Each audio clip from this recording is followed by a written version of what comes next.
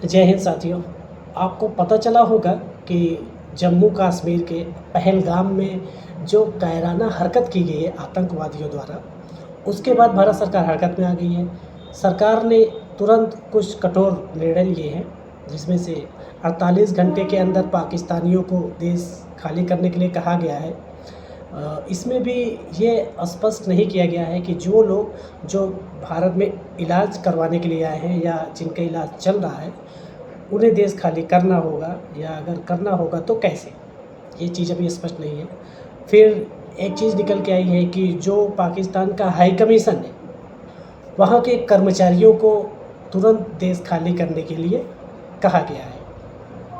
इसमें एक बात और सामने निकल के आई है कि पाकिस्तानियों के वीज़ा को रद्द कर दिया गया है, और जो इंडस वैली ट्रेडी है उसको भी सरकार ने अभी रोक दिया है। और लोग मीडिया में ये बातें कर रहे हैं कि पानी रोक दिया गया है। हालांकि अभी ये स्पष्ट नहीं है कि पानी रोक दिया गया है या नहीं।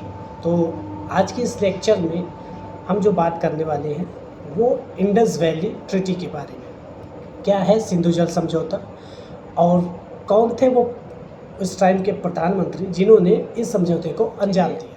आज हम इंडस वाटर ट्रीटी के बारे में आपको बताते हैं। सरकार क्या कदम उठा रही है उस पर ये बेस नहीं है, वो अलग चीज़ है। आज हम आपको डिटेल में इसमें बता रहे हैं कि इंडस वाटर ट्रीटी क्या है। तो शुरू करते हैं। तो आपको ले चलते हैं 1947 में, जब भारत का विभाजन हुआ था, और विभाजन के साथ ही एक विवाद का जन्म हुआ जिसे जल विवाद कहते हैं।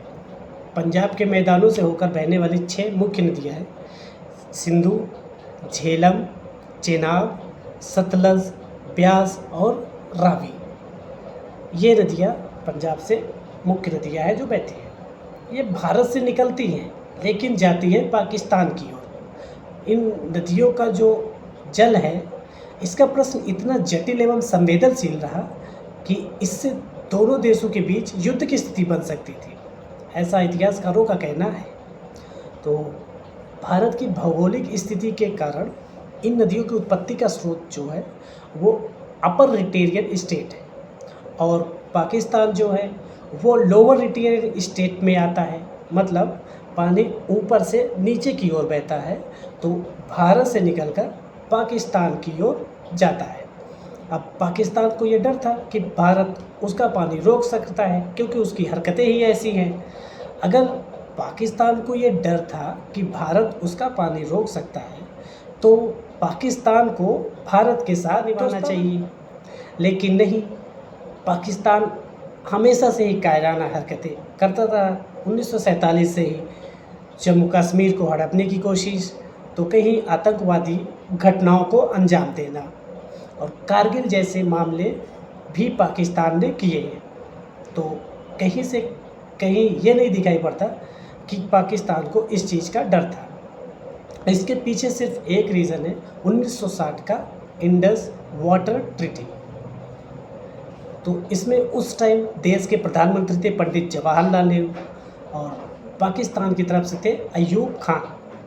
और इसमें जो मध्यस्थ बनाया गया, जो मीडिएटर थे, वो है वर्ल्ड बैंक। इस ट्रीटी का उद्देश्य ये था कि जल विवाद युद्ध की नींव पर ना किया जाए, बल्कि आपसी समझौते से इसका विकास किया जाए।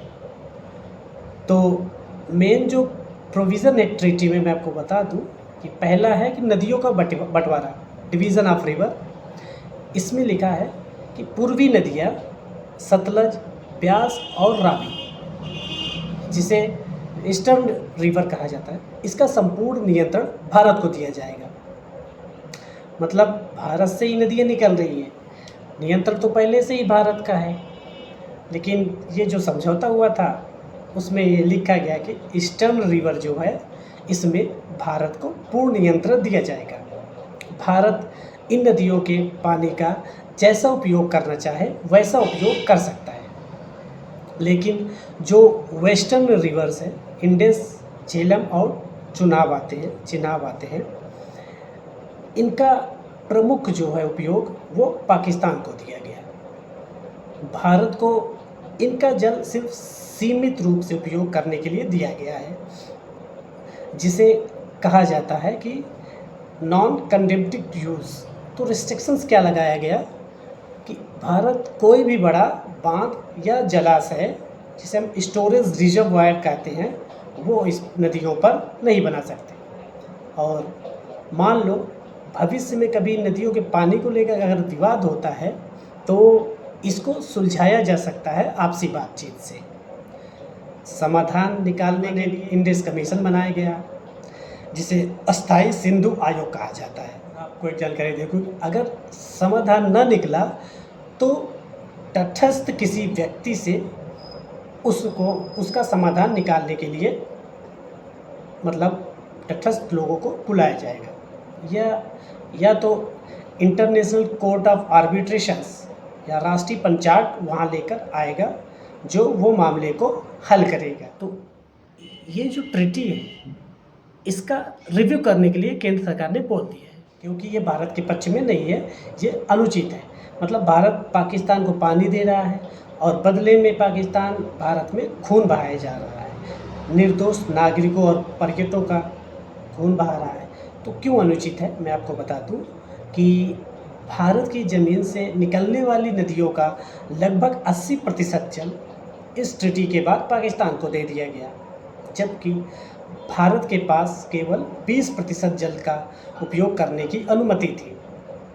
एक बात ध्यान से सोचिए कि पानी अगर हमारे यहाँ से निकल रहा है, भारत से निकल रहा है, और भारत को ही सीमित कर दिया गया है कि हम केवल 20% ही यूज़, 80% जल पाकिस्तान यूज़ करेगा, और उस पाकिस्तान के मन में थोड़ी सी शर्म या झिझक या धन्यवाद नहीं है कि पानी आखिर भारत से ही तो आ रहा है, फिर भी वो ऐसे अंजाम दे रहा है। तो भारत सरकार ने जो कदम उठाया है उसे कहा जा रहा है डिप्लोमेटिक स्ट्राइक। इसमें सरकार का ये कदम पाकिस्तान पे दबाव बनाने वाला तो होगा ही, लेकिन सरकार को ध्यान ये रखना चाहिए कि किसी भी तरह से वर्ल्ड बैंक की भूमिका को सीमित करना चाहिए। ये द्विपक्षीय समझौता है और वर्ल्ड बैंक इसकी मध्यस्थता करेगा। जो ट्रीटी है उसके पॉइंट को वापस से रिव्यू किया जाना चाहिए, और अगर पाकिस्तान ऐसे किसी भी हरकत को अंजाम देता है तो स्पष्ट तौर पर नदियों का पानी रोक देना चाहिए। आपको क्या लगता है, क्या सरकार का यह कदम ठीक है और इससे आतंकवाद पर रोक लग सकती है, या आपको लगता है कि यह सिर्फ एक दिखावा बन के रह जाएगा और किसी भी तरह का कोई कड़ा एक्शन सरकार नहीं लेगा? तो ये भी कहा जा रहा है कि अभी डिप्लोमेटिक स्ट्राइक किया है, आगे सर्जिकल स्ट्राइक और एयर स्ट्राइक भी कर सकती है गवर्नमेंट हमारी। जो भी हो, भारत देश की ये लड़ाई आतंकवाद के विरोध पाकिस्तान से है। देश में सौहार्द बना के रहिए और देश के हर इंसान एकजुट होकर रहिए। जैसा हमने देखा कि कश्मीरी युवा भारत के साथ खड़े हैं और पाकिस्तान मुर्दाबाद, आतंकवाद मुर्दाबाद के नारे लगा रहे हैं।